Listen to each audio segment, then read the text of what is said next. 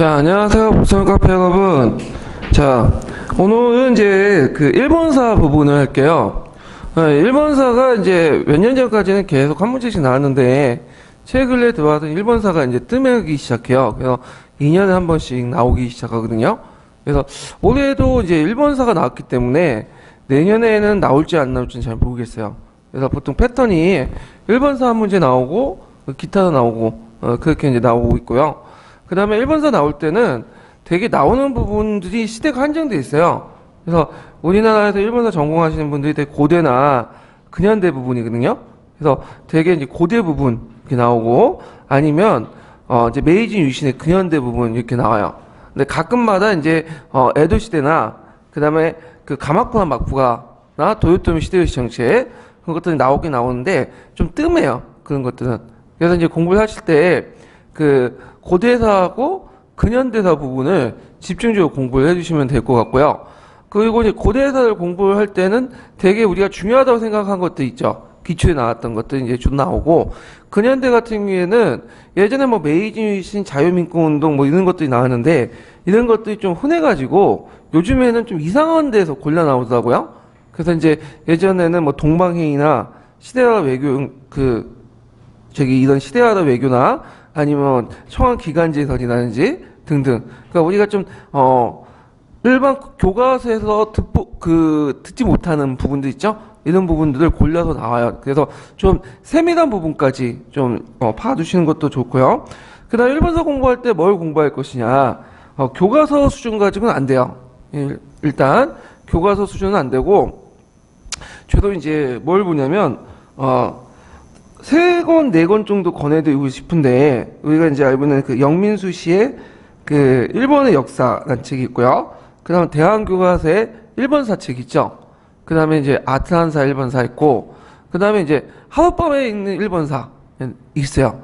그래서 이제 하룻밤에 읽는 일본사 같은 경우에는 일본 사람이 쓴 건데, 거기에서 뭐 시험 문제 나오진 않아요. 근데, 일본사가 우리가 이제 좀 접근하기 어려운 부분이잖아요. 뭐 학교에서 제대로 배우지도 않았고, 그러다 보니까 일본사를 좀 쉽게 그리고 알기 쉽게 접근하기는 기초를 닦는 데는 그 하룻밤의 일본사가 괜찮아요. 저도 한 두세 번 읽고 그 다음 단계 넘어갔거든요. 그래서 기초 닦는 데는 아예 모르겠다는 분들은 그걸 읽어보시고요. 그 다음 단계에 넘어가서는 이제 한 3권 정도의 책이 있죠. 일본 역사, 대한교과서 일본사, 아탄사 일본사. 예. 근데 이제 심도 있는 책은 제가 보니까 대한교과서 일본사가 심도가 있어요. 예, 좀. 근데, 대한교과서 일본사는 일단 절판이 됐고, 최근에 보면 이제, 물론 굳이 찾으려면 거기에 나오긴 나오는데, 이거는 좀 약간, 그 가성비라는 말 있죠. 예, 그래서 이제, 가격 대비 성능이라고 하는데, 우리 같은 경우에는 시간 대비 성능이라고 이제 곤쳐 쓰고 하면, 이런 측면에서는 가성비가 상당히 떨어지는 책이에요. 이 책은. 읽어서 뭐, 배경지식 썼는 데는 좋은데, 그거 가지고 뭐, 인구를 보는 데는, 좀 약간 시간 낭비인 책? 그래서 이제 시간이 되시는 분들은 읽으시고, 제가 권해드리는 거는 뭐냐면 아트란사 일본사예요. 네, 그래서 그 아트란사 일본사가 그 지도도 이렇게 잘 돼 있고, 도표도 잘 돼 있고요. 그 다음에 지금까지 그 일본사 나온 것도 출처들 대개 보면 아트란사 일본사에서 거의 대부분 나왔어요. 그래서 그 아트란사 일본사를 제가 권해드리고 싶고요. 그리고 이제 그 제가 지금 하는 그 요약판도 거의 대부분 아트란사 일본사에서 했던 거거든요. 그렇다고 해서 뭐 다른 책을 읽지 말라 그런 게 아니라 인고용어로는 아탄사 일본사가 괜찮다 이렇게 좀 기억을 해두시면 될 것 같아요. 그래서 최근에 제가 그 내년도 형성평가 문제를 지금 만들고 있거든요. 형성평가 문제를 만들고 있을 때 이번에 형성평가 2에 일본사를 좀 배제했죠. 그래서 지금 풀지 못하는데 내년에는 이제 8.0에 일본사를 집어넣으려고 계속 일본사 문제를 7문제에서 8문제씩 지금 계속 한 주마다 만들고 있어요. 아틀란타 일본사를 가지고. 그래서, 그거 지금 되게 형성평가 그 문제풀이 그 게시판에 그것만 이제 올리고 있거든요. 물론 그 외에 한국사 통론도 있는데 내년에 이제 전체 공개를 할 거고요. 예. 그래서 그것도 풀어보시는 것도 괜찮을 것 같아요. 예. 자, 그러면 일본사에 들어가기 전에 일본사가 어떤 것들이 나왔는가 기출을 이제 보고 이제 봐야 되겠죠. 그래서 일본사 같은 경우에는 그 호응성을 높이기 위해서 제가 기출 주제만 파도 괜찮을 것 같아요. 예. 뭐 기출 주제가 아닌 것은 어떻게 해요? 그냥 틀리면 되는 거죠, 그거는요. 예, 몇 번 제가 말했지만 그냥 없는 거 맞출 수 없는 가까이 포기하는 게 나아요. 예. 자, 그럼 고대 시대 때는 뭐가 나왔냐? 국풍문화가 많이 나왔죠. 예, 국풍문화. 그래서 이제 국풍문화 시기와 배경 이런 것들이 나왔고, 그 다음에 석관정치라는 게 있어요. 해이한 시대 때. 그래서 잠깐 언급돼 있어. 단독 문제가 아니라 잠깐 언급돼 있고, 그 외에도 이제 수도 변천 과정이라든지 다윗가계시 이런 것들이 단독 문제로 나왔던 거죠. 나라 시대 문화 같은 것들 나왔고요. 중세인데 이제 보통 일본에서 중세 같은 경우에는 이제 가마쿠라, 무르마치, 전국시대, 엄밀히 전국시대는 근세론이 편입되어 있는데 여기에서 이제 중세가 났고요. 그 중세는 거의 안 나왔다 보시면 돼요. 최근에 나온 게 이제 가마쿠라의 정치 부분에서 조쿠에난인가? 네, 조쿠에난 관련된 문제가 단독으로 나왔고, 그 다음에 정토시에난의 유행도 이것도 뭐 그 단독 문제 나온 건 아니고 고대에서 물어볼 때 잠깐 언급된 거야. 오답으로 나온 거고요. 그 다음에 단독 문제로 나오는 것이 도요토미 시데요시 정책들. 그래서 중세 부분은 그 가마쿠라 정치 부분하고 도요토미 시데요시 정책 있죠. 그 부분만 집중적으로 보시면 될 것 같아요. 예. 그 다음에 근세는 이제 에도막보인데, 에도막보는 에도막보 초기와 후기가 주로 나왔죠. 그래서 막분체제 특징이라든지, 그 다음에 이제 그 에도막보 말기에 여러 가지 개혁이 있었잖아요. 그래서 예전에 전보개혁, 토저마변의 개혁도 있었고, 그 다음에 에도막보 이제 그 말기 때 그 이제 페리가 나와서 개항을 하죠. 1854, 들어오세요. 네. 자, 1853년에서 그 메이지 유신이 일어난 1868년까지의 개혁 내용. 그래서 이제 여러 가지 이제 정치적 변화, 이런 것들을 물어봤고요. 그 다음에 이제 거기 근현대 넘어가면 메이지 유신 개혁 자체를 물어보는 게 많이 나왔어요. 근데 메이지 유신 개혁 자체를 물어본 것에 좀 보면 최근에 나온 건 없어. 거의 10년 전 얘기예요. 그래서 메이지 유신의 개혁 부분은 잘 안 물어보는 것 같아요, 요즘에는. 왜냐면 좀 쉬워서 그런지 몰라도 그냥 이거는 그냥 기본적인 것들만 파악을 해주시면 되고, 그다음 자유민권 운동도 예전에는 많이 물어본 것 같은데 이게 09년 넘어와서는 기억이 안 나요. 저도 기출에 본 적이 없어. 예, 그래서 이것도 이제 넘어가고, 그 다음에 이학고야 사절단이나 최근에 나온 게 또 밀수호 통상조약이 최근에 2번 나왔죠. 예, 그리고 이제 그 외에도 그 헌법 개정 논의하는지 동방이 이런 것들이 나왔고, 뭐 후쿠자 유키치 사상에 대해서 물어본 적도 있고요. 예, 그래서 이제 여기에 전반적으로 일본사를 한번 봤고요. 그럼 일본에 이제 그 사 들어가기 전에 또 한 가지 이제 살펴볼 것은 뭐냐면 일본의 시대 순서예요. 예, 제가 뭐 이렇게 칠판 글씨까지 굳이 써드리지 않아도 될 것 같아요. 뭐 여러분들 다 아실 텐데 일단 여기에서 뭐 잠깐 언급을 하면 일본에도 구석기 시대는 있었죠. 예전에 없었다가 그 군마현의 이하츠쿠 유적지에서 1949년인가 그럴 거예요. 거기에서 이제 타시석기가 발견되면서 일본에도 구석기 시대가 있었다. 이런 것들이 이제 알려졌고요. 그 다음에 일본은 또 신석기 시대도 있었어요. 그래서 이걸 조몽시대라고 하죠. 기원전 1세기에서 대략 기원전 3세기 때 이걸 조몽시대라고 하고, 그게 조몽토기를 많이 사용했다. 이 정도는 다 아실 테고, 그 다음에 이제 시대가 무슨 시대예요? 야요이 시대죠. 야요이 시대. 야요이 토기를 많이 사용했기 때문에 야요이 시대라고 하는데, 야요이 시대는 시기적으로 이제 BC 3세기에서 AD 3세기 정도, 요 정도고, 뭐 한반도에서 청동기, 철기, 벼농사 이런 것들이 전래됐던 시대고요. 그래서 이 시대의 특징이 뭐냐면 청동기와 철기가 동시에 왔다는 거야. 한반도에서 청동기와 철기가 동시에 들어왔다는 거죠. 그 다음에 종전에 신석기도 같이 사용했다는 거죠. 그래서 이 시기를 이제 특징을 금석 번용 시기라고 해요. 청동기, 철기, 석기를 같이 사용했던 시기. 예. 그런데 이제 주의할 것은 철기 생산은 아직 못했어요. 한반도에 도입을 했지. 그래서 우리처럼 뭐 청동기, 철기 시대 이렇게 구분이 없어요. 여기에서는 그냥 이건 야요이 시대라고요. 그래서 이 야요이 시대 같은 경우에는 이제 그 쿤이라는 거 있죠. 쿤이. 예, 조금만 부족 국가들이 등장을 해요, 사방에서. 예, 그래서 이제 그때 이제 중국 기록에 보면 대표적인 국가가 심해코 여왕이 나온 야마타이국이 등장하죠. 예, 그래서 이 야마타이국이 등장했던 시기가 이런 그 시기고요. 3세기 말부터 해갖고 7세기까지 이제 이 시기를 무슨 시기라고 하냐면 그 고분 시대라고 해요. 고분 시대. 이 고분 시대는 이제 어떤 시대냐? 이 고분이라는 것은 뭐야? 무덤이죠. 예전 무덤. 그 중에 이제 대표적인 고분이 뭐냐면 일본에서는 정방후원분이라는 무덤이 있어요. 예. 그래서 이 정방후원분이 아주 되게 크거든요. 그래서 이제 앞에는 저 앞에는 방형이고 그 다음에 이제 후원이니까 뒤에는 원형인 무덤인데 규모가 상당히 커요. 그래서 이제 대개 정방후원분이 나타나기 시작한 거는 4세기 그 중반부터 5세기 정도 이렇게 이제 보고 있고요. 요 시기의 특징은 이제 뭐냐면 야마토 정권 있죠. 기내 지역의 야마토 정권이 성장해서 이제 학사인대에서 전국 정권으로 이렇게 변화되는 시기 이렇게 이제 볼 수가 있죠. 그래갖고 이제 일본의 고대 국가가 등장했던 시기가 이 고분 시기예요. 그래서 이제 이 고분 시기 같은 경우에는 이제 우리가 이제 알고 있듯이 그 거기에 다이간 계신도 있고요. 그다음에 이제 또 그 우리가 이제 불교 문화, 백제 불교 문화에 영향받은 아스카 문화, 일본 문화에 받은 학고 문화 이런 시기가 다 뭐냐면 고분 시기죠. 예. 그래서 이제 또 다른 정치적으로 분류하면 야마토 정권 시기 이렇게 이제 보기도 하는데 자 그래서 이제 이런 부분들이 있고 그 다음 시기가 이제 어떤 시기냐면 나라 해이안 시기죠. 나라 해이안 시기. 나라 시기 같은 경우에는 8세기 때 수도를 어디로 옮기죠? 아스카노미아에서 여기 그 북쪽에 있는 헤이초코로 옮기죠. 나라 분지 쪽에.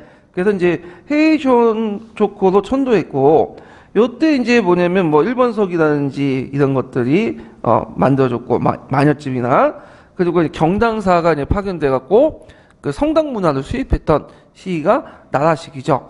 귀족들 문화의 전성 시기. 그 다음에 이제 그 8세기에서 9세기에서 12세기 정도 한 400년의 시기를 무슨 시기냐고 하냐면 헤이안 시기라고 해요. 헤이안 시기. 헤이안 시기 같은 경우에는 수도를 그 헤이안코로 나왔죠. 헤이안코. 오늘날 어디죠? 교토로 옮기고요. 그 다음에 이제 이때 후지와라시, 특히 후지와라 북가시에서 석관 정치가 행해지고 석관 정치가 끝난 다음에 원정 정치가 이제 행해졌던 시기죠. 그 다음에 이제 장원이 발달됐던 시기고요. 사무라이가 등장하고 그 다음에 이제 율령 정치가 붕괴됐던 시기죠. 해안 시기는. 그리고 해안 시기에서 또 특징은 뭐냐면 해안 중기 이제 후지와라가 집권할 당시에 그 당시에 후지와라 국가가 집권한 당시에 그 경당사가 끊기죠. 그러면서 예전에 그 들어왔던 그 성당 문화와 그 다음에 이제 일본의 고유한 문화가 결합된 국풍 문화가 형성했던 시기도 헤이안 시기야. 예. 자, 근데 이제 헤이안 말기 때 이제 성장했던 그 당시 그 사무라이 계층들이 나중에 정권을 세우게 되죠. 그게 무슨 정권이냐? 가마쿠라 막부죠. 최초의 막부였던. 그래서 가마쿠라 막부는 12세기 후반, 그러니까 1192년부터 14세기 초반까지, 1331년까지 존재했던 왕조죠. 최초의 무인 정권이었고요. 그리고 초창기 때는 교토 정부와 대립되면서 이원적인 정권을 유지했다가 조교의 난을 계기로 해서 완전히 전국을 장악하게 되죠. 자, 가마쿠라 막부 때 좀 특징적인 사건은 뭐냐? 이때 일본에서 누가 쳐들어오죠? 일본. 아니, 원나라. 원구라고 하죠. 보통 일본에서는. 그래서 가마쿠라 막부의 말기 때 이제 원나라가 쳐들어와. 그래서 이들을 물리쳤지만 이제 문제는 가마쿠라 막부에서 이제 그 과정에서 여러 가지 기존에 누적돼 있던 사회 경제 좀 모순이라든지 그다음에 이제 그 원고를 물리치는 과정에서 여러 가지 이제 문제점 등으로 인해서 무너지게 되죠. 가마쿠라 막부가. 그래서 잠깐 이제 그 고다이고 초항이 친정하다가 고다이고 초항이 또 쫓겨나고 그래서 남북조 시대가 되다가 그 다음에 이 남북조 시대를 이제 통일하죠. 그래서 이제 무료마치 막부가 이제 성장하죠. 무료마치 막부. 그래서 무료마치 막부는 14세기에서 거의 이제 형식적으로 한 17세기 때까지, 그래서 이제 1603년까지 존재했던 건데, 이 무르마치 후반기들 우리가 이제 무르마치라고 얘기 안 하죠. 뭐라고 하죠? 전국 다이묘가 등장한 전국시대라고 하죠. 그래서 전국시대가 한 100년 동안 지속이 되죠. 우리나라 조선 그 중기 때. 그래가지고 이제 지네끼리 치고받고 싸우다가 누구에 의해서 이제 그 통일돼요? 오다 노부나가에서 이제 80% 통일됐다가 나중에 도요토미 히데요시가 이제 집권을 하게 되죠. 그래서 도요토미 히데요시는 이제 우리나라하고 관련이 있죠. 임진의 난. 자, 도요토미 히데요시가 죽고 나서 그의 부하장수였던 도쿠가와 이에야스가 오늘날 도쿄, 에도에 막부를 설립하죠. 그게 에도 막부예요. 그래서 이제 에도 막부 같은 경우 막권 체제 특징이고, 그다음 조닝 문화가 이제 발달됐고, 등등, 그 막부 개혁이 이제 나중에 말기 때 일어났고, 그러다가 이제 1853년에 그 페리 그 제도가 개항을 하죠. 그래서 미국의 페리 그 제독이 와갖고 이제 강제로 개항을 하고, 1868년에 메이지 유시로 넘어가죠. 예. 그래서 이제 일본의 근대 국가가 탄생하게 되는데, 그래서 전반적으로 일본의 이제 시대의 어떤 변천 과정들을 이제 파악을 했어요. 자, 그리고 일본사에 들어갈 때 이제 눈여볼 게 뭐냐면, 일본 같은 경우에는 좀 약간 복잡한 나라예요. 예. 그래서 그 중국 같은 경우에는 우리나라는 비슷비슷해요. 예. 왕조 교체나 뭐 정치 상황은 좀 다를 수 있겠지만, 제도나 구조 같은 경우에는 거의 비슷해. 왜냐면 우리가 이제, 뭐냐면 중국 걸, 이식해왔죠. 벤칭마킹 해왔잖아요. 그래서 이제 이해하기가 편해. 그러니까 중국사하고 일본사하고 우리나라하고 연결되는 부분들이 많기 때문에 뭐 중국사 공부하거나 우리나라 공부할 때 뭐 그렇게 어려움을 겪지가 않아요. 근데 일본 같은 경우는 좀 문제가 있는 게 뭐냐, 문제가 있다보다 그들의 특성인데, 일본은 일본 고유의 제도가 있어. 근데 일본 고유의 제도를 버리지 않고 거기다 뭘 받아들인 거예요? 중국적 제도를 또 받아들인 거죠. 그러니까 중국의 제도와 일본 고유의 제도가 너무 상종돼 있어. 그래서 이제 그걸 이해하기가 좀 힘들어. 그것들이 또 부닥치면서 또 새로운 그 제도와 문화들이 만들어지고, 또 우리나라 중국은 좀 중앙집권적 시스템이죠. 뭐 지방 분열도 있었지만 되게 중앙집권적인 어떤 특징을 가지고 있는데, 일본 같은 경우에는 전형적으로 메이지 유신 이전까지는 물론 에도 막부도 뭐 중앙집권이라고 하지만 상대적으로 뭐죠? 지방분권적 시스템이죠. 그러다 보니까 각 국가, 그러니까 각 정권들, 우리는 중앙 정권들만 알면 이제 대충 거의 마무리되는데, 일본 같은 경우에는 중앙 정권도 알아야 되지만 또 그 밑에 있는 지방 정권들의 움직임도 같이 알아야 돼. 그래서 좀 내용이 약간 많다라는 느낌도 있어요. 예. 거기에다 이제 어려움도 있고, 이제 그런 특수성도 있고, 내용도 상당히 많고, 그 다음에 이제 뭐 별건 아니겠지만, 일본의 그 삶 이름이 우리가 좀 다르잖아요. 외우기도 좀 힘들고. 근데 문제는 달랑 한 문제 나와. 그것도 2년에 한 문제 나와. 그래서 이걸 공부할까 말까 하다가 나중에 포기하시는 분도 있는데, 뭐 그냥 포기해도 괜찮은 부분도 있을 거예요. 왜냐면 이게 2점짜리 문제거든요. 그래서 제가 여기 뭐 1시간에서 2시간 거쳐서 이제 할 것 같은데, 솔직히 시간이 좀 아까운 것도 있어요. 일본사 그거 한 문제 맞춰보려고 그냥 여기 일본사 다 본다는 게 좀, 가성비 자체가 많이 떨어지는 부분이죠. 그래서 작년에 강의 조회 건수를 보니까 단 데 다 1000건이 넘는데, 일본사 딱 들어가면 500건, 600건 확 떨어져. 그냥 포기하시는 분들이 많은데, 그래서 강요는 아니고 여러분들 선택하에 공부를 하셔도 되고 아니어도 말고, 그냥 공부할 때 그 일본사 맞출 부분이 뭐냐, 그냥 기출 주제만 보고 그냥 들어가셔도 돼요. 예. 근데 여기에서는 좀 기출 외에 좀 약간 플러스 알파를 더 설명을 해드릴게요. 자, 그러면 야마토 정권의 이제 정치 부분을 보죠. 앞에 뭐 조몽 시대가 있고 뭐 구석기 시대가 있는데 시험에 나오지 않으니까 이제 건너뛰고요. 그럼 야마토 정권의 정치는 이제 고군 시대라는 게 있었죠. 대개 4세기에서 7세기를 고군 시대예요. 야마토 정권 시기를 분류할 때. 그래서 이제 아까 얘기한 것처럼 이때 이제 정방 후원분이라는 고군들이 전국적으로 보급이 됐는데, 물론 이제 그때 뭐 다 정방 후원분은 아니에요. 잠깐 정방 후원분도 아까 얘기했지만 4세기 중반에서 5세기 때까지 있었고, 6세기에서 7세기 같은 경우에는 이제 그 한반도에서 행연식 석실분이 들어오죠. 그래서 규모가 어떻게 돼요? 무덤 규모가 작아져. 그래서 예전에는 이제 정방 후원분이 널리 이제 확대됐던 야마토 세력들이나 이런 세력들이 이제 확대되면서 자신의 권위를 그 가시하려고 이렇게 크게 지었거든요. 근데 6세기 들어가서는 그럴 필요가 없는 거야. 왜? 이미 야마토 정권이 이제 전국 정권으로 이제 확립되면서 오히려 그렇게 무덤을 크게 짓고 노동력을 동원하는 것은 뭐예요? 불필요해졌죠. 거기다 이제 불교 윤회사상 이런 것들이 들어와서 무덤 규모가 어떻게 돼요? 줄어들게 돼요. 예. 대신에 이제 요때는 뭐냐 사찰을 크게 짓죠. 자신의 권위를 나타나기 위해서. 그래서 황실이라든지 그다음에 이제 각 가문들이 사찰을 많이 지어. 우지대다라고 하거든요. 예. 그래서 이제 이렇게 이제 아스카 시대로 넘어가는데, 자, 그 고분 시대 뭐 4세기, 5세기는 건너뛸게요. 왜냐면 뭐 이게 있구나 하고 넘어가시면 돼요. 뭐 그다음에 6세기 때가 이제 92년 기출문제 나왔던 시기인데, 여기가 이제 아스카 시대라고 해요. 아스카 시대. 그래서 이제 문화적으로 이렇게 분류를 해놓은 거예요. 그래서 이제 6세기 때 아스카 시대는 한반도로부터 도레인들이 많이 들어오게 됐죠. 특히 어떤 계통이 많을까요? 백제 계통.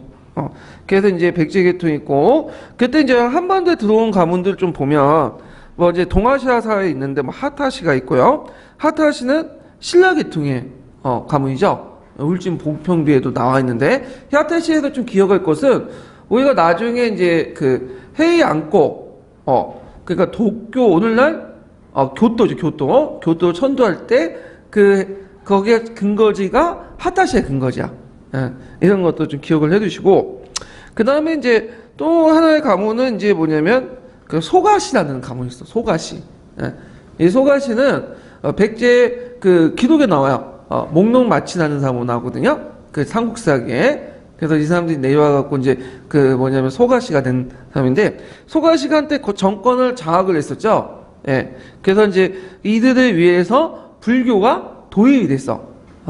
그래서 이제 일본 같은 경우에도 전래 불교가 있었어요. 아니, 전래 불교가 아니라 전래 종교가 있었죠. 예전에 전통 신앙들이. 근데 이제 이거에 대해서 이제 있었고, 그에 대해서 이제 소가시가 도와서 불교가 도입된 거죠. 그 과정에서 이제 모노노베시하고 소가시가 다툼을 하다가 이 모노노베시가 어떻게 해요? 잘려나가고, 이 소가시가 이제 청왕과 혼인 관계를 통해서 세력 기반을 마련했다. 이렇게 이제 보시면 될 것 같아요. 그래서 이제 6세기 때 또 특징은 뭐냐면 정치적으로 게이타의 왕조가 등장해요. 개체의 왕조라고 하죠. 한자 쓰면. 이 게이타의 왕조는 오늘날 청왕계 쪽의 그 가문이에요. 예. 그래서 예전에 그 가계가 있다고 했지만, 예전 가계는 오늘날 청왕가의 계통하고 다르고요. 그 오미 지역에 있는 게이타의 왕조가 등장하면서 오늘날 청왕계도 이루고 있고, 그리고 이제 이 게이타의 왕조 때 이제 백제와 연결되면서 백제 시스템을 도입을 했어요. 예. 그래갖고 이제 그때 백제의 여러 시스템을 도입했는데, 요거는 이제 그 내용을 좀 보면 거기 뭐 우리가 이제 미야계 제도라든지 군인 미야스크 제도라든지 우지 가비나 제도라든지 등등이 있거든요. 기본 강의 시간 때 좀 얘기를 했는데 시험 문제는 지금까지 한 문제도 안 나왔어. 예. 그래서 백제 가문의 그 백제 시스템이 대륙계 시스템이 그러니까 한반도 시스템이 어떤 건가에 대해서 제가 좀 얘기하는 것은 좀 시간 낭비인 것 같아. 그냥 가감히 제거를 할게요. 이 부분은. 자, 그래서 이제 이렇게 해갖고 화려한 불교 문화가 꼽혔고, 그 당시 또 6세기 말 때 이제 여자 청왕이 등장하죠. 최초의 여자 청왕 세이코 여자가 등장하는데, 그 세이코 여제 때 이제 2명에 의해서 정치가 좌우돼요. 누구와 누굴까요? 여기는 소가노 우마코, 그 다음에 하나가 우리가 잘 익숙한 쇼토쿠 태자. 이렇게 해서 했고, 그래서 세이코 때 이 소가시, 그 다음에 쇼토쿠 태자를 중심으로 해가지고, 그게 뭐냐면 세이코의 정치 내용, 개혁 내용이 등장을 하죠. 자, 그래서 개혁 내용을 보면 뭐 의례를 개정하거나, 간이 12개조를 만들거나, 뭐 헌법 17개조를 만들었다. 뭐 그 정도만 이제 기억을 해두시면 돼요. 요것도 시험 문제는 별로 안 나와. 다만 세이코조에서 이제 기억할 것은 소가시와 관련돼 있고, 그 다음에 이때 견수사를 파견했다. 요 정도만 기억을 해두시면 돼요. 그래서 이제 5세기 때 일본에 이제 중국 기록에 보면 5세기 때 일본에서 이제 5명의 청왕이 뭐냐면 사신을 파견한 기록이 있어요.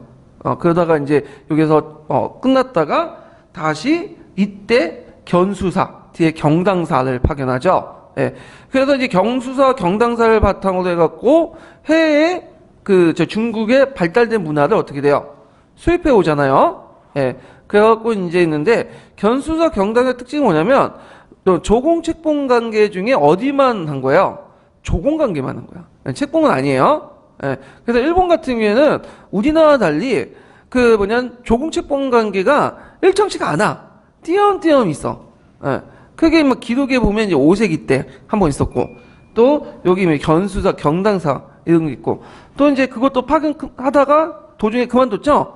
그러다가 또 이제 무릎 맞춤학 때 가반 모양 뭐 그 정도? 그래서 일본은 우리나라처럼 이렇게 계속 지속적으로 조공채권 관계 안 맺었어 중국하고.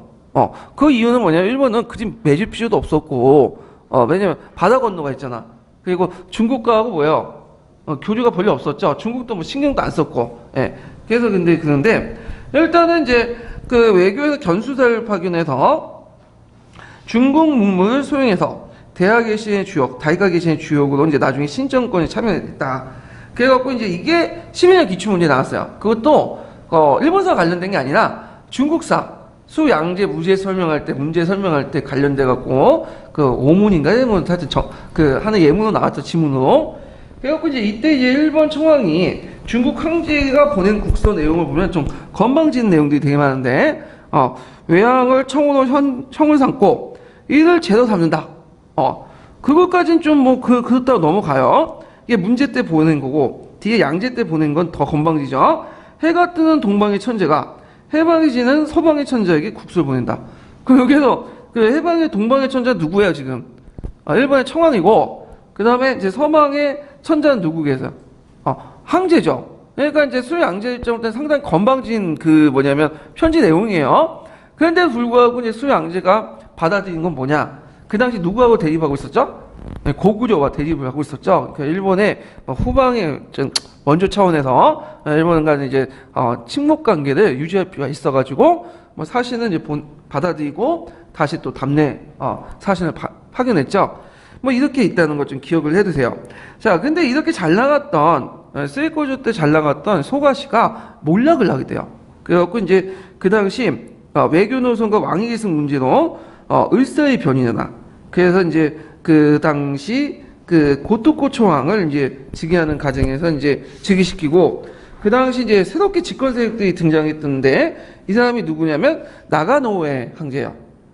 그래서 이 나가노우에 황제가 이제 소가시 세력들을 쳐내죠. 이게 을사의 변이라고 해. 그때 이제 그 외교 노선은 뭐냐면 요때 이제 다이카 개신이 일어날 때는 몇 세기냐면 7세기 때요. 7세기 때는 이제 한반도하고 중국 대륙에 이제 큰 국제적인 질서가 변화가 되기 시작하죠. 그래서 당나라가 등장하고 당나라가 누구하고 손을 잡죠? 신라하고 손을 잡죠. 그래서 이 백제와 고구려를 이제 점점 압박하고 몰락하는 멸망을 시키는 그 시기인데 그 시기에 맞아서 이제 그래서 그 당시 백제하고 연관되어 있는 소가시 세력들이 이제 걸림돌이 된 거야. 왜냐하면 이제 신라하고 중국하고 관계를 좋게 맺으려면 소가시 세력들, 백제 세력들보다는 누구하고 신라하고 손을 맺자. 그 신라 계통의 이제 흐름들이 등장을 하게 돼요. 그래서 이제 종전의 소가시의 백제 계통과 그 다음에 나가노의 황제 물론 이 사람도 나중에 이제 친신라에서 진백제가 돌아가지만 하여튼 친신라 세력들이 갈등 이런 것들이 을사의 변을 일으켰던 거죠. 그리고 나서 다이카 개신이 일어났다. 그래서 이 다이카 개신은 일본 자체의 개혁처럼 보이지만 실제로 보면 그 당시 그 대륙의 정세, 한반도 정세가 관련돼 있다는 거죠. 그래서 우리가 지금 개혁하지 않으면 언젠가 나당 연합군들이 우리를 공격할 것이다. 그러니까 그런 두려움 이런 것 때문에 다이카 개신이 일어난 거야. 그 밑바닥의 대외적 인식을 보면 그래서 일본 같은 경우에는 외부로 고립된 나라이기 때문에 섬나라이기 때문에 그 메이지 유신 이전까지 그러니까 저희 페리계양 이전까지는 제대로 그 외부의 적들이 쳐들어오지 않았어. 잠깐 멍구나 이런 것도 있었지만 그래서 그렇기 때문에 우리 같은 경우에 외부의 변화들이 항상 지속적으로 바뀌잖아. 그러니까 웬만한 거는 그냥 웃으면서 넘어가죠. 근데 일본은 그렇지 않아. 조금에도 외부의 변화가 있고 그런 것들을 두려움을 느껴. 왜냐면 경험하지 못하다 보니까. 그러니까 다이카 개신도 그 현상이었어. 그래서 이런 외부의 변화에 대해서 아주 민감하게 되게 반응하거든요. 다이카 개신도 있고 그다음 메이지 유신도 그렇고. 그래서 이제 다이카 개신이 이제 행해진다라는 걸 좀 기억을 해두시면 돼요. 자, 다이카 개신 관련된 부분은 예전에 기출문제 나왔죠. 단독 문제도 이전 객관식 때 이제 시험 문제 나왔고, 의외로 이제 그 딱 한 문제 한두 문제 나오고 안 나왔어요. 그래서 우리가 이제 보통 수능에서는 이 다이카 개신이 자주 언급이 되거든요. 근데 우리 인고에서는 그렇지 않아요. 아마 너무 유치해서 안 내는 것 같아. 너무 이제 당연한 거기 때문에 안 내는 것 같은데, 일단은 이제 그 다이카라는 것은 이제 일본의 최초의 연호죠. 최초의 연호예요. 이제 대야라는 연호는 일본은 우리는 연호를 잘 사용하지 않잖아. 근데 일본은 건방지게 계속 연호를 사용해요. 그래서 지금도 중국도 사용하지 않은 연호를 지금도 계속 사용하고 있잖아요. 일본 애들은요. 예, 뭐 소화 몇 년, 뭐 이런 식으로. 자, 그래서 다이칸의 개신, 그러니까 개신이라는 것은 새롭게 바꾼다라는 뜻인데, 자, 이게 몇 년에 일어났죠? 645년에 일어났어요. 7세기 중반 정도에 일어났던 거죠. 그래서 그 밑에 이제 사조들이 쫙 나오는데 일본서기에 있는 내용이에요. 그래서 이제 그 사조가 예전에 한번 시험 문제 나왔던 건데 한번 보면요. 자, 옛날에 청왕이나 청왕 왕씨나 사조소나 이런 것들이 있었어요. 그 호족들이 그 사적을 소유하는 것들이 있거든요. 이걸 뭐라고 하냐면 부곡이나 미야케라고요.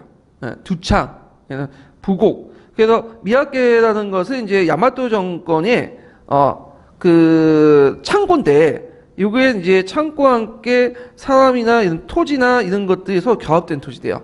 전국 각지에 있었고요. 이거는 그 국가의 토지가 아니에요. 이건 뭐야? 청왕과 개인의 소유지야.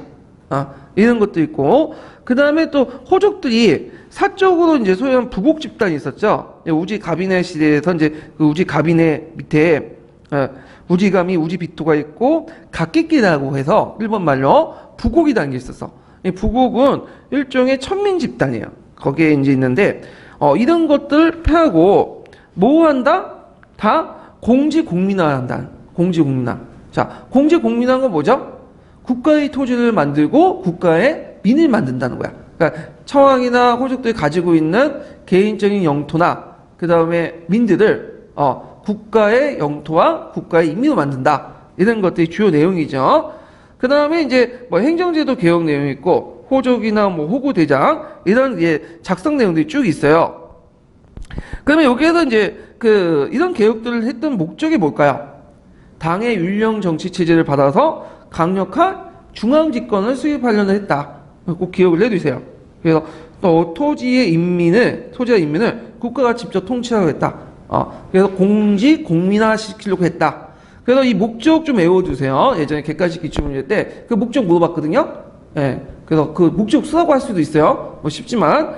그래도 이제 있고, 그 다음에 이제 이 다이카 개신의 개혁 내용들 쭉 보면, 이제 여기 살펴볼 게 이제 그 예전에 그 우지 가비네 제도라는 그런 백제 계통의 그런 어떤 한반도 계통 통치 시스템을 뭘로 바꾸려고 하는 거예요?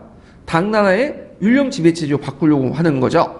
그 이제 영향은 경수산이, 견당산이 이제 그다음 견수사겠지만, 자, 거기에 이제 다녀온 사람들이 보고 배운 것들 바탕으로 이제 한 건데, 여기 개혁 내용들이 한 번에 다 실시됐냐? 그건 아니에요. 요거는 이제 다이카 개신에 이제 있는 내용들, 그 일본서기에 있는 내용들은 마치 이제 그 시대, 다이카 개신 때 마침 다 한 것처럼 얘기하고 있지만, 실제적으로는 후대 황제도 있죠. 후대 황제들이 했던 것을 그 개혁들을 위에 뭐 소급해서 적용한 거, 신호한 거 있어. 그래서 후에 이제 뭐 덴지, 덴무청왕도 있죠. 이런 사람들 이제 업적들을 이제 그 앞에 적어놓거든요. 그래서 뭐 한 번에 이게 딱 개혁을 한 건 아니고 한 100년에 걸쳐갖고 개혁을 했다. 이렇게 좀 기억을 해두시고요. 그러면 이제 보면 국가의 통일적인 세제를 정비하고요. 지방행정 구획을 정하고 지방관을 임명하죠. 그래서 이제 그 여기는 안 나왔지만 지방행정 구획을 어떻게 정해요? 일단 군, 니 이렇게 정하죠. 군, 니. 그래서 국은 이제 우리가 나라 국자 쓰거든요. 일본에서는. 근데 여기 국은 그 우리 나라라는 의미가 아니라 여기에서는 지방의 큰 행정 단위를 국이라고 했어요. 그 당시에는. 그래서 군에는 주로 중앙에서 파견하고 군하고 니는 현지인들, 호족들 임명한다. 그래서 우리나라처럼 말단까지 다 임명하는 게 아니에요. 그런 것도 있고. 그 다음에 이제 여기는 안 나왔지만 중앙간제도 같이 정비했죠. 중앙간제. 그러니까 중앙간제는 어떻게 정비했죠? 이간 팔성제도. 우리가 이제 당나라 삼성육부제도 있죠? 이 삼성육부제도를 번영해서 이간 팔성제도 이렇게 이제 했어요. 그래서 이간은 이제 태정관하고 신기관 이렇게 있고, 태정관 밑에 이제 태정관에서 제일 높은 게 태정대신이고요. 그 밑에 8개 성이 있죠. 그 간청이 국내성, 대장성,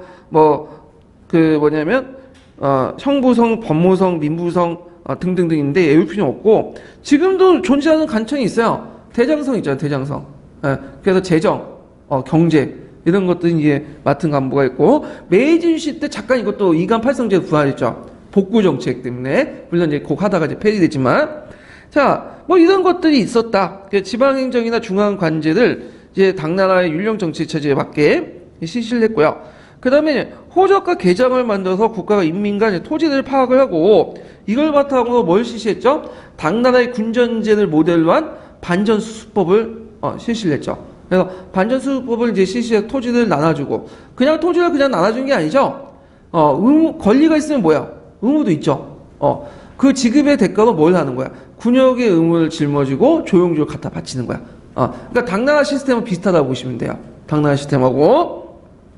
그 다음에 이제 아까 말한 것처럼 뱀이와 미약계. 뱀이, 그래서 이제 뱀이는 이제 부곡이라는 의미인데, 그거는 이제 호족들이 장악했던, 사천민이죠. 그 다음 미약계는 아까 이제 말한 것처럼 청왕가에서 개인적으로 소유하는 토지와 인민을 말한 거고요. 이들을 폐하고 공제 공민화 시키고요.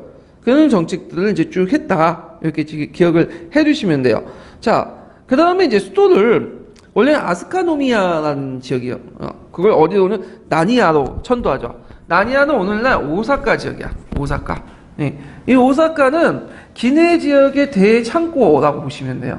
네, 백제 사람들이 이제 만든 그 도시인데, 그걸 통해서 왜 천도했냐?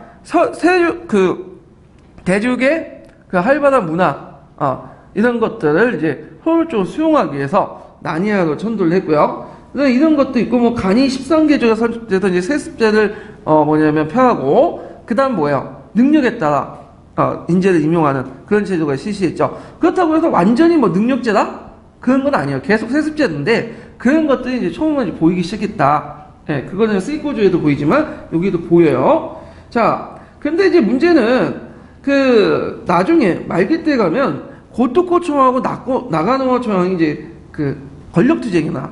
결국에 고토코초항이 이제 패해서 물러나고, 그래서 나가노 황제는 자기 어머니였던 사이메이 초항을 다시 내세우죠. 그러면서 이 과정에서 외교 정책도 변화가 일어나. 원래 이제 나가노 황제는 뭘 내세웠어요? 친신라죠. 근데 나가노 황제나 사이메이 황제나 사이메이 초왕이나 이 사람은 원래 신라 계통이 아니거든요. 어떤 계통이에요? 핏줄은 백제 계통이에요. 그러다 보니까 이제 신라에서 다시 친백제로 돌아서 말기 때 들어가면, 그러면서 이제 신라와 당나라 등을 지게 되고, 그리고 또 이제 백제가 그 당시 망했죠. 그래서 나중에 백제가 와요. 구원을 좀 해달라.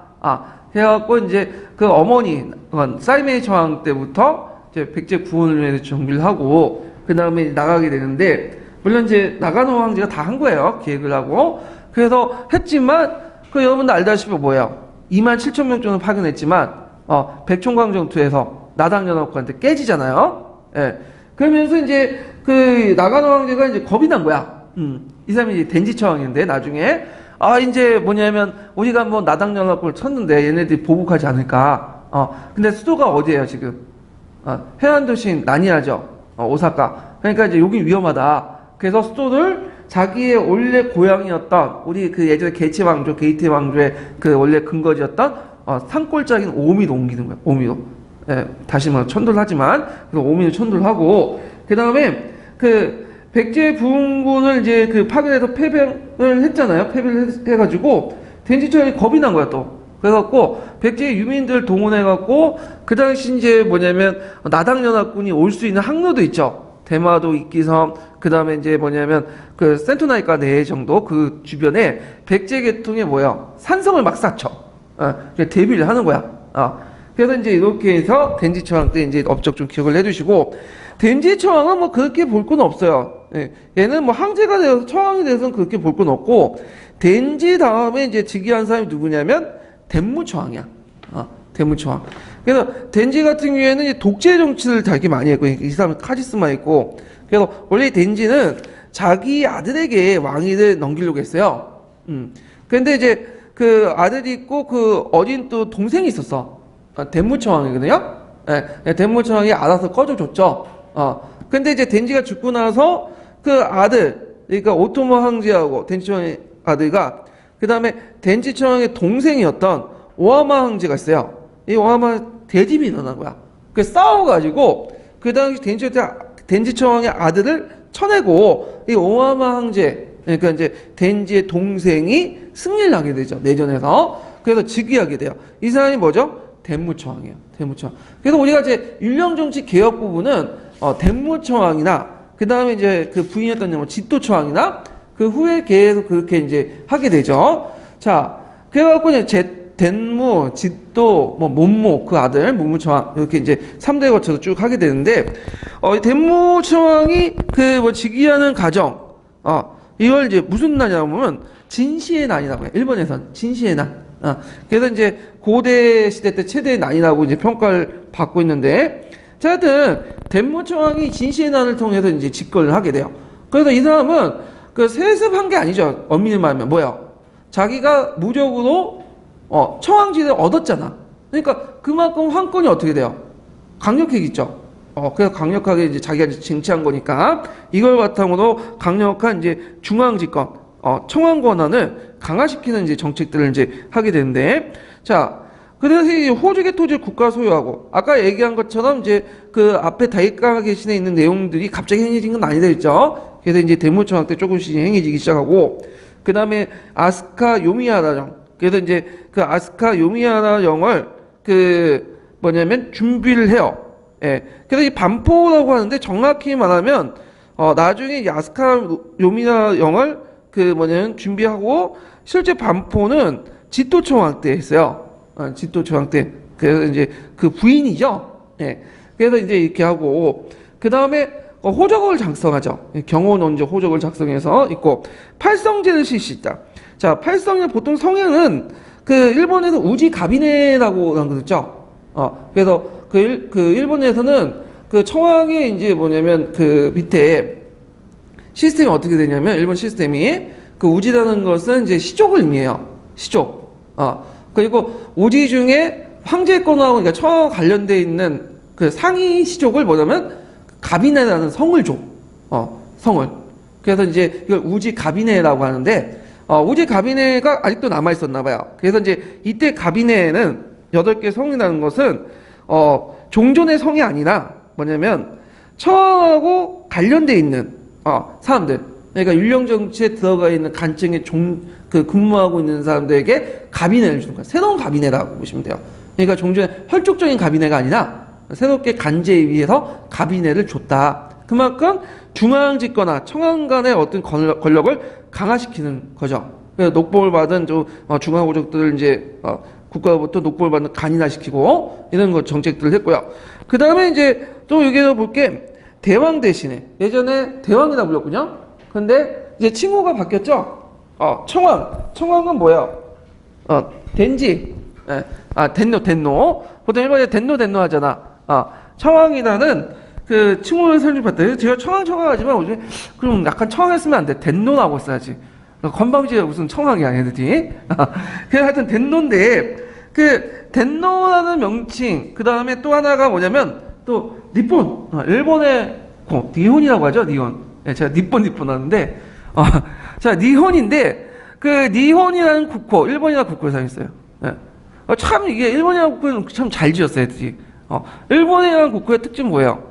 해의 근본 아니야, 해의 근본. 자신들이. 그래서 딱 삼지가 됐죠, 얘네들은. 일장기. 딱 하나 그지잖아, 간단하게.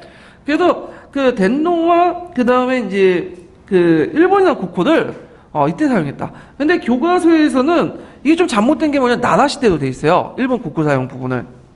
그래서 일본 국고 사용을 동아시아 책에는 지금 그 곤쳐진지 모르겠지만 나라라고 표했다고. 이거 잘못 알고 있어요. 그거 잘못한 거예요. 왜 이건 나라가 아니라 여기는 고군 시대 말기예요. 7세기 말이니까 8세기 때죠. 나라 시대는. 예. 그래서 이제 시기적으로 학구어 문화 시기 이렇게 이제 시기인데 요번에 금성 개정 교과서 보니까 이거 곤쳐졌더라고요. 그래서 나라 말기를 이제 나라가 아니라 7세기 말에 쓰여졌다고 이제 했는데 모르겠어. 다른 책에는 곤쳐졌는지. 자, 그리고 이제 청왕을 살아있는 신으로 이제 추대받죠. 그래갖고 이제 아라이토 가미에서 신격화하죠. 그래서 이제 살아있는 신으로 이제 신격화하고 현인신, 살아있는 신. 자, 근데 이것이 나중에 이제 살아있는 인간으로 바뀐 게 언제예요? 나중에 2차 세계 끝난 다음에 시로히토 청왕이 뭐야? 인간 선언을 하잖아. 나는 인간이다. 당연한 건데 그때부터 그 전까지는 계속 살아있는 신이었어요. 자, 뭐 이런 정책들을 했다. 그래서 이제 대무 청왕이 죽고 나서 그 다음에 뭐 지또 그 부인이었던 지또 청왕이 있고 문무 청왕 그 아들 문무 청왕인데 여기는 안 나왔더니 지또 청왕 때는 이제 나중에 얘기했지만 아스카 북부에 후지라고 지역으로 이제 이동을 하고 조용하다 문무 청왕 때 이동하죠. 문무 청왕 때는 한번 좀 얘기 많이 들어봤을 거예요. 동아시아 책에 다이오 율령이라는 걸 편제해요. 다이오 율령. 예, 이런 것들 편제해서 율령제를 완비했다. 이런 것들 좀 기억을 해두시면 되고요. 자, 그 다음에 이제 다음 테마로 넘어갈게요. 자, 일본 고대 수도의 변천 이런 것들 이제 본데 일단 여기는 이제 제가 나라 시대는 가감히 건너뛰었어요. 뭐 시험 문제 안 나왔고 잠깐 이제 언급하면 나라 시대는 710년에서 794년이었고 수도는 겐메이 청왕이 후지라고 북쪽의 수도 옮겼어. 이게 이제 헤이조코거든요. 그래서 당나라 장안을 모방을 해서 그 당시 장방의 도시로서 이제 헤이조코로 이제 오기인데 여기가 이제 나라 분지 지역이에요. 그러니까 아스카 노미야에서 거기 지도에 보시면 헤이조코의 위치가 북쪽에 있죠. 나라 분지 지역인데 요때 나라라는 말은 우리나라 할 때 있죠. 나라. 거기 나라의 의미에서 나온다고 그래요. 그래서 이제 뭐 있고 거기서 이제 요때 잠깐 이제 후지하라 씨가 이제 정권을 장악했고요. 여기까지 후지하라 씨 같은 경우에는 헤이안 시대 때 정권을 장악했지만 요때 정권을 장악했어요. 물론 헤이안 시대 때 정권 장악한 거는 후지하라 여러 가문 중에 북가였고요. 자, 그 다음에 나라 시대 특징은 또 뭐냐면 조금씩 율령 체제가 붕괴되기 시작해. 그리고 초기 자원들이 형성이 되죠. 그래서 검은색 것들이 간전을 진행을 해갖고 대토지 소유를 하는데 물론 이 초기 자원은 이제 나중에 헤이안 시대 때 기정계 자원하고 좀 달라요. 이게 경향이. 그 다음에 또 나라 시대 때는 이제 덴포 문화라는 게 발생이 됐죠. 경당사를 받아들여서 그 다음에 기족적, 국제적, 불교적인 덴포 문화가 이제 형성이 됐고 그래서 국가 보호 아래 많은 사찰들이 건설돼요. 그래서 뭐 흥국사, 동대사, 뭐 서대사 이런 것도 있고 그 다음에 문화적으로 때 만엽지, 뭐 국사편찬으로서 고사기, 일본서기 이런 시대 때 다 만들어진 거죠. 자, 뭐 이렇게 이제 했고 그 다음에 이제 등장했던 시기가 헤이안 시기예요. 헤이안 시기는 9세기에서 한 12세기, 한 400년 동안 있었던 문화거든요. 시대거든요. 그럼 헤이안 시기의 이제 특징이 뭐냐? 자, 간모청왕이 어디로 수도를 옮겼죠? 오늘날 교토였던 헤이안권으로 수도 옮기죠. 그래서 이제 이때부터 이제 헤이안 시대라고 하는데 헤이안 시대 특징은 율령 정치가 완전히 붕괴돼. 율령 체제가. 그리고 이제 귀족 정치, 왕권이 상대로 약화되고 그 다음에 장원. 이때 장원은 이제 앞에 있는 초기 장원이 아니라 기진계 장원. 그래서 우리가 생각하는 장원 공령제 할 때 기진계 장원들이 이때 등장을 해요. 자, 그리고 있고 헤이안 시대를 열었던 사람이 누구냐면 간모청왕이야. 간모청왕. 이 간모청왕은 업적들이 되게 많아요. 예. 그래서 이 간모청왕은 좀 특징이 뭐냐면 예전에는 덴무계통이었죠.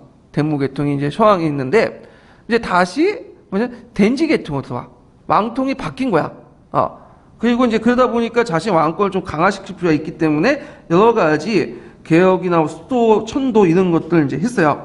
그래서 이제 원래 이제 간모청왕은 수도를 어디로 옮기려고 했냐면 그때 수도가 어디였어요? 여기 좀 밑에 보시면 알겠지만 헤이조코였죠. 헤이조코. 예. 그래서 헤이조코에서 그 당시 이제 그 헤이주쿠 북쪽에 있는 그 지도에 보면 야마시도 나가오카 또 이제 옮기려고 했어요. 교토 남쪽에 있는 부분인데 그래서 이제 왜 옮기려고 했냐? 그래서 그 이유나 그 이런 것들 좀 아셔야 돼요.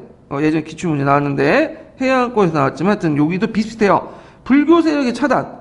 그래서 이제 이 불교 세력이 이제 나라 시대 때 되게 커졌어. 왜냐면 국가 불교의 어떤 영향을 받아가지고 이제 지원을 많이 받았고, 그 다음에 나라 시대 때 호불왕이 한 명 있었죠. 누구예요? 쇼토코 처왕이 있어. 아니, 쇼토코 처왕이 그 호불 의식을 바탕으로 해서 불력을 이용해서 나라를 통치하려고 했던 사람이거든요. 그래서 이 과정에서 이제 불교 세력이 점점 커졌고, 도쿄라는 승려가 막 난리를 쳤고, 그래서 이 세력들을 좀 차단할 필요가 있었어요. 그 다음에 이 사람이 어떤 계통이 됐어요? 덴지 계통이 됐죠. 그러니까 예전까지 진시에 난 이후부터는 데무 계통이었는데 이 사람은 왕통이 달라요. 그래서 이제 데무 계통을 견제하려는 것도 있고, 그 다음에 북쪽에 에미시라는 민족이 있거든요. 에미시. 이 에미시의 이제 정보를 필요한 병사, 물자, 복을 원하지 않는데, 이 에미시는 오늘날 동북 지역, 그러니까 이제 혼슈 북쪽 지역 있죠? 그래서 있는 지역인데, 이 에미시에 대해서 이제 설이 두 가지가 있어요. 오늘날 그 홋카이도 북쪽에 있는 원주민이었던 아이누족이다 라는 설도 있고요. 원래 일본 계통이지만, 청왕의 지배를 받지 않았던, 그런 사람들이다. 했죠. 그래서, 덴무청왕 때부터 꾸준히 정벌을 해서 결국엔 일본 본토 들어가게 되죠. 그래서 에미시를 정벌하는 과정에서 그 칭호가 주어졌는데, 이게 뭐냐면 정의대장군이에요. 네. 그래서 이 정의대장 세이타이 겐지라고 하죠. 세이타이 그 쇼군, 세이타이 쇼군이라고 하는데 이걸 줄여서 쇼군. 그래서 가마쿠라 이후부터 막부의 지도자를 뭐라고 해요? 쇼군이라고 하잖아요. 여기에서 칭호가 나온 거야. 그래서 서양의 임페라트라는 칭호 있죠? 원래 개선 장군한테 보여진 칭호인데 이제 나중에 독점하면서 한 사람이 독점하면서 이게 황제라는 의미가 되죠. 일본과 연결시켜서 이제 같이 보시면 되고요. 이런 것도 있고. 그 다음에 이제, 여기 결과는 이제, 옮기려고 해갖고 이제 건설 사업을 했는데, 이게 천도하는 과정에서 이제 여러 가지 불길한 것들이 일어난 거야. 천연도도 확산되고, 후지라나 단해직구도 살해되고, 등등. 그 다음에 이제, 그 간모청왕의 동생이 있었는데, 이 동생이 나중에 이제 억울하게 이제 뭐냐면, 모의를 받고 피살돼요. 그래서 그것 때문에 원운이 막 돈다. 그래갖고 여기 도시상 있으면 안 되겠다. 그래서 이제 여기 야마시노 나가오카를 천도하는 과정 여러 가지 불길한 것도 있었잖아. 그래서 이제 수도를 약간 북쪽 옮겼죠. 그래서 불길한 걸 없애야 된다라는 의미에서 안정시킨다 해서 요 수도를 이름을 뭐라고 해요? 헤이안코로 정한 거야. 오늘날 교토죠. 예. 그래서 이제 교토를 천도를 해갖고 이제 이후부터는 뭐예요? 예? 그로부터 수도를 안 옮겼죠. 수도 더 옮겼으면 우리가 골치 아팠을 거야. 더 외워야 되는데 다행히도 안 옮겼어. 예. 그래서 이 교토는 주로 아까 얘기했지만 어떤 계통의 근거지라고 했죠? 신라 계통의 도레인이었던 하타시의 근거지야. 여기는요. 자, 하여튼 그럼 헤이안코가 옮기는 왜 천도 이후 요거 외워두셔야 되겠죠. 예전에 12년 기출에 나왔던 거예요. 그래서 이제 거기 포면적 이유는 불필요한 간원을 줄이고요. 그리고 이제 재정을 건전하게 운영을 하고, 그 다음에 이제 거기에 보면 구세력인 불교 세력들을 견제하고요. 구세력 후지라다시와 불교 세력 동대사를 이제 대표하는 그런 세력들을 말한 거죠. 그래서 왕권이 지배 세력을 교체하면 중앙 집권적 어떤 지배를 강화시키려고 했다. 그래서 구조는 그 장왕성을 모방했어요. 우리가 이제 정해진 자방성 있죠. 그래서 장왕성 모방한 도시는 헤이안코 외에도 그 전에 헤이조코라든지 후지야코라든지 이런 것들이야. 그래서 보통 일본 같은 경우에는 예전에는 그 수도라는 개념이 없어요. 우리가 경이라고 붙이잖아요. 그 꼬라는 경이라는 의미가 없었어. 위안하는 의미가 있었어. 궁전. 수도보다는 그냥 왕이 거처하는 궁이란 뜻이에요. 그래서 이 궁이라고 했기, 우리처럼 이제 궁이 있고 간청이 있고 그 주변에 민가가 있고 그 민가가 이제 둘러싼 나성이라 있고 이런 경이라는 개념은 없었다. 근데 언제부터 경이라는 개념이 등장하냐면 후지야라코부터 경정해요. 후지야라코, 그 다음에 우리가 헤이안코, 그 다음에 헤이조코 뒤에 경자 붙죠. 이런 것들은 이제 일종 궁전 있고 간청 있고 민가가 있고 그 보호할 수 있는 성이 있는 그런 개념들이야. 중국에서 건너온 거야. 그래서 이거는 왜 그런 것들이 등장했냐 하면 일본이 뭘 받아들였다고 했죠? 당나라 율령정치를 받아들이죠. 그래서 율령정치를 받아들이면서 여러 간청들이 만들어지잖아요. 그리고 그 간청들이 있어야 되겠고, 일단. 그리고 그걸 부조할 수 있는 또 뭐 서민들도 같이 살아야겠죠. 그러면서 뭐냐면 경이라는 개념이 등장하게 된 거야. 예. 뭐 이렇게 이제 이해를 해주시면 되고요. 자, 그래서 이제 이 사람이 여러 개혁 정책을 이제 했는데, 일단은 이 시대 특징이 뭐냐면 율령체제가 점점 붕괴되기 시작해요. 그래서 그 율령체제를 붕괴를 좀 막기 위해서 귀족대세를 견제시켜서 율령 자체에 밖에 간직을 줘. 이걸 뭐라고 하냐면 영해관이라고 하죠. 이건 당나라 때도 보이죠. 그래서 뭐 절도사 이런 것도 다 영해관이죠. 예. 그런데 이제 오히려 이 귀족 세력을 약화시키려고 만드는데 그 율령 정치를 다시 복구시키려고 만든 영해관이 오히려 뭐야? 율령 정치를 붕괴시키는 요인이 되죠. 예, 역설적으로. 그래서 이제 영해관들 보면 뭐 중요한 건 아닌데 여러 가지가 있어요. 뭐 구두도로, 독구로, 가가유시, 계비유시 등등등 이런 것들이 있는데 이런 것들 결국에는 오히려 귀족 세력을 강화시켰다. 뭐 이런 것만 좀 기억해 주시면 돼요. 구체적으로 뭐 그 영해관들 간직까지 외울 필요 없어. 이런 것까지는. 자, 그 다음에 그 제도 경제 정책 같은 걸 정비해서 긴축 재정을 실시하고 다양한 법령을 제정하고 특히 이제 반전수습법을 수정을 해요. 그래갖고 이제 예전에는 6년마다 이제 조사해갖고 나눠주고 그랬거든요. 그걸 12년 곤쳐. 그리고 이때부터 이제 조금씩 공리제가 이제 붕괴되기 시작하면서 이제 간청을 통해서 직접 농경지를 관리하고 재원 확보하려는 그런 정책들을 이제 펼치게 된다. 그래서 이미 이제 율령 정치는 어떻게 돼요? 붕괴되기 시작해요. 이 부분은 나중에 좀 얘기를 하겠지만. 그 다음에 이 사람의 또 업적 중에 하나가 뭐냐면 ME 정벌이야. 그래서 이제 간무청학 때 MEC를 정벌을 했죠. 그래서 이럴 때 이제 정의대장군이라는 명칭이 계속 나왔고, 물론 이때 갑자기 선거가 하는 건 아니에요. 예. 점점 이제 실패를 하지만, 하여튼 계속 그 후에 처왕들이 계속 하면서 어떻게 해요? 조금씩 이제 MEC 세력들이, 흡수 통합이 되는 거죠. 예. 자, 그 다음에 일본의 수도본청, 그거 외워두세요. 이거 예전에 기출문제 나왔던 거죠. 그래서 처음에는 그 밑에 보시면 알겠지만 아스카 시대는 뭐예요? 아스카 노미야. 아스카 노미야 당시까지는 그냥 미야예요. 미야. 군 형태 이런 것도 있고 그리고 나니야코는 오늘날 어디죠? 오사카. 다이카 계신 때 있었던 수도고 그러다가 다시 그 아스카로 돌아왔다가 오미도 가죠. 덴지 초항 때. 그러다가 다시 아스카로 돌아왔다가 그 다음에 이제 덴지 다음에 그 지도 문무청왕 때 수도를 어디로 옮겨요? 후지라쿠만 옮기죠. 근데 후지라쿠에 잠깐 있다가 그 당시 이제 북쪽인 헤이조쿠로 옮기고 헤이조쿠에서 이제 군이고 뭐 시가나노 노미야 뭐 등등 나니와 등등 있는데 요거는 이제 뭐냐면 잠깐씩만 이동한 거죠. 그러니까 얼마냐면 도성을 옮기는 거보다 뭐야? 이도보다는 이거 그래서 이거란 개념은 예전에 한번 얘기했을 텐데 수도를 옮기는 것보다는 거처로 옮겼다? 요 정도 이제 보시면 돼요. 예. 그래갖고 이제 그 쇼무초왕 때 옮긴 거야. 쇼무초왕 때 예전에 쇼무초왕이 뭐 그 진호 국가를 포방하면서 이 사람이 여러 가지 불교 확장 사업들을 했거든요. 그래갖고 이제 이 쇼무초왕 때 여러 가지 정책들을 했는데 그 과정에서 수도를 몇 번 옮겼어. 예. 그래서 뭐 이런 것들 이제 좀 기억을 이제 해두시면 이렇게 기억을 해두시면 되고요. 그 다음에 이제 있었고 제가 말을 잠깐 잘못했는데 그 야마시노 나카오카 얘기할 때 불교세력 차단 있잖아요. 거기 쇼토코 초왕에 대해 설명을 할 때 쇼모 초왕 부분을 제가 잠깐 헷갈려서 얘기를 했는데 쇼토코 초왕은 그 뒤에 황제예요.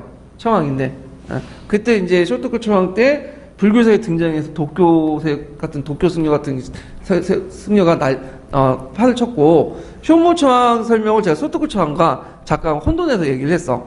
쇼모초왕 때 얘기해요. 그래서 쇼모초왕 때 이제 진호 불교 사상을 내세웠고 뭐 고고분지라든지 그 당시 이제 동대사 있죠. 도다이사 이런 것들을 만들었고 수도를 여러 번 또 옮겼어요. 이 당시 그 얘기를 얘기하는 거고요. 그 다음에 이제 나니와로 했다가 헤이 쪽으로 다시 돌아왔다가 아까 나가오코 있죠? 나가오코 그 다음에 북쪽인 헤이안코 이렇게 수도를 옮기게 되죠. 예. 그래서 수도를 여기 보면 후지나갔고 헤이 좋고 헤이 안고 이렇게 세 번 옮겨요. 아니 그 세 번 옮긴 게 아니라 장항성을 모방한 게 호지였고 그 다음에 헤이 좋고 헤이 안고 예. 꽃자가 다 붙은 건 뭐예요? 되게 장항성 옮긴 거예요. 장항성. 수도 자체를 장항성을 모방했다. 이렇게 좀 기억을 해두시면 돼요. 그리고 제가 뒤에 이제 그 519페이지에 보면 그 천도 배경 뭐 나니야, 오미, 호지였고 헤이 좋고 군있고 나가고 쭉 있거든요. 예. 그거 외워두시면 될 것 같아요. 제가 정리를 쭉 했거든요. 예. 자, 그러면 나라 헤이안 시대 때 이제 문화를 좀 볼게요. 나라 헤이안 시대 문화. 자, 나라 헤이안 시대 문화는 이제 단독 문제도 한 문제 나왔고 예전에 객관식 기출 문제 잠깐 언급이 돼 있었고 두 문제 나왔네. 예. 국풍 문화하고 그리고 예전에 객관식 기출 문제 잠깐 언급된 부분도 있고요. 그러면 이제 나라 헤이안 시대 때 문화를 보면요. 일단은 앞에 언급한 건 나라 시대 때 문화를 무슨 문화라고 했죠? 덴포 문화라고 했죠. 덴포 문화. 예, 경당사를 파견하고 성당 문화. 성당 문화라는 건 당나라 문화 중에 그 뭐냐면 제일 발달된 문화죠. 예, 제일 발달된 문화고 그 다음에 이제 요때 이제 특징은 기족적, 국제적, 불교적 문화죠. 국가 불교가 발전됐고 사찰이 많이 건설됐어요. 흥북사, 동대사, 성대사 등등. 그 중에 도다이사, 동대산 제일 큰 사찰이고 아까 언급한 것처럼 소무처왕 때 진호국가를 내세울 때 그 했죠. 불처님의 심을 통해서 나라의 어떤 평온을 기원하는 그런 입장에서 이제 있고요. 문화적으로 볼 때는 만엽지, 뭐 풍토기, 만엽지는 일본의 고대 시가를 정리한 거죠. 그 다음에 국사를 펼쳐내는데 그 우리나라에서 항상 문제가 되는 고사기 일본서기, 특히 일본서기 이때 만들어졌죠.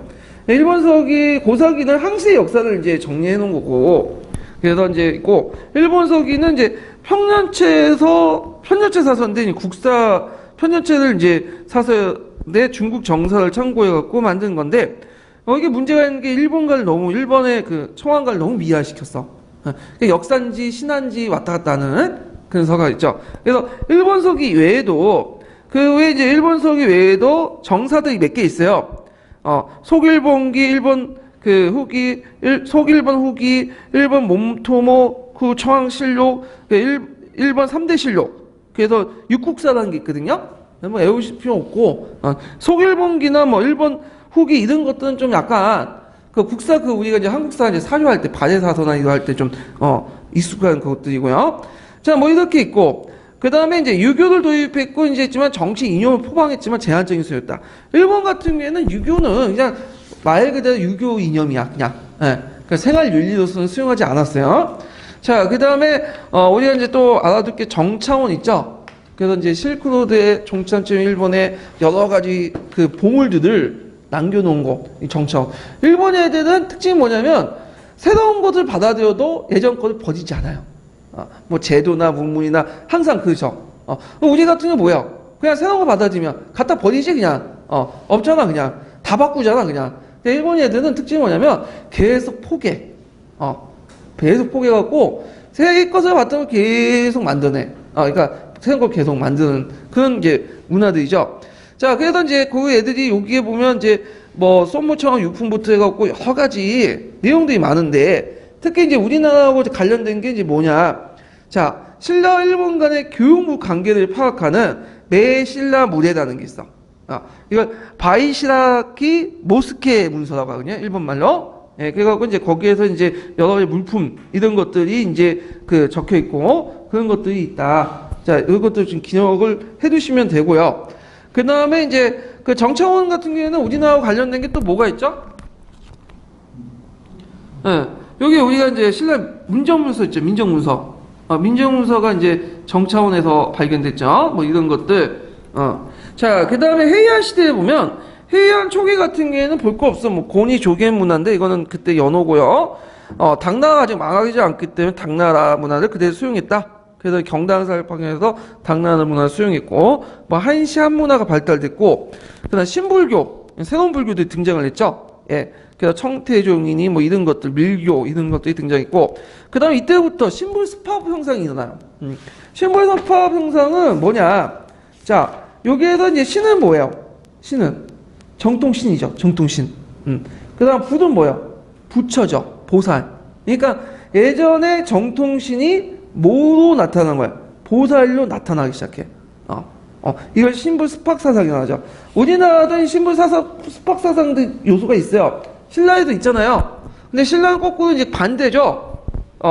이제 본지 수적사상이라고 하죠. 신불 스팍 중에 대표적인 게 본지 수적인데, 본지는 아까 말한 것처럼 뭐예요? 본지는 그 부처, 보살. 수적은 본지가 이거네. 그 본지가 그 토속신이고, 수적, 그 본지 수적이 할 때 바뀌는 것은 부처죠. 이렇게 부처 보살로 모습으로 바뀐다는 건데, 일본은 일본 정통신이 뭘로 바뀌죠? 부처와 보살의 모습으로 나타나죠. 근데 우리는 본지 수적은 그게 아니라, 뭐죠? 일본의 우리나라의 정통신이, 불교 부처의 모습이 뭐야?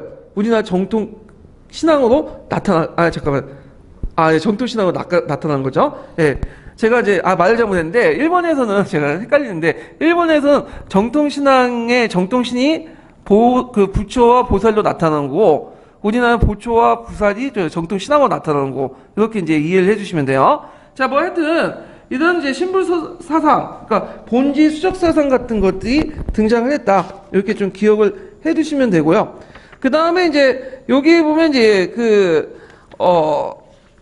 나중에 이제 석간정치기, 그러니까 후지하다가 집권했던 시기죠. 후지하다가 집권했던 시기가 이제, 근데, 요때 이제 국풍문화가 등장해요. 정토종이 도입되고, 물론 정토종은 나중에 이제 유행을 하기 시작하는데, 자, 국풍문화 같은 경우에는 예전에 시험문제 나왔던 거죠. 이거 꼭 외워두세요.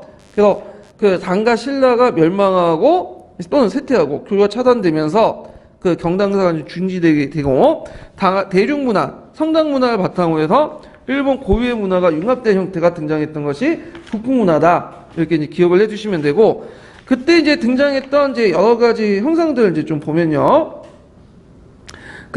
첫 번째는 건축의 국풍화가 일어나요. 그래서 이걸 이제 신대추 구리라고 하거든요. 그래갖고 이제, 이런 것들이 등장하고요. 그 다음에 이제 또 하나가 모노가타리라는 이제 일기가 등장하는데, 보통 모노가타리라는 것은 일종의 소설체 문학이라고 보시면 돼요. 주로 여자들이 이제 많이 썼고, 그리고 이제 또 하나가 가나 문화. 그래서 예전에 시라가나, 가타가나가 이때 완성이 됐죠. 그 다음에 다다미. 그 다음 단가 형식의 와카. 이런 것도 있고. 그 다음 침정조는 아까쯤에 신대주구이 구이고, 이거는 같이 중복된 거예요. 좀 지우시고요. 한자로 적어 놓은 거고. 그 다음에 이제 간복도 단풍에서 벗어나서 이제 독특한 형태로 출현이 됐다.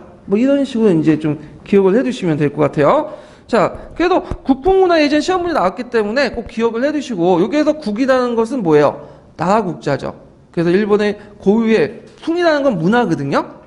고유의 문화라는 뜻이고, 이 국풍문화가 이제 유행할 때가 이제 어떤 시기냐면, 후지나라 국가가 집권했던 시기예요. 그래서 이걸 또 단 한 말로 후지나라 문화라고 하죠. 후지나라 문화. 이런 것들 좀 기억을 해 두시면 될 것 같아요. 좀 쉬었다가 다음 테마 해야시대 정치 부분으로 넘어갈게요.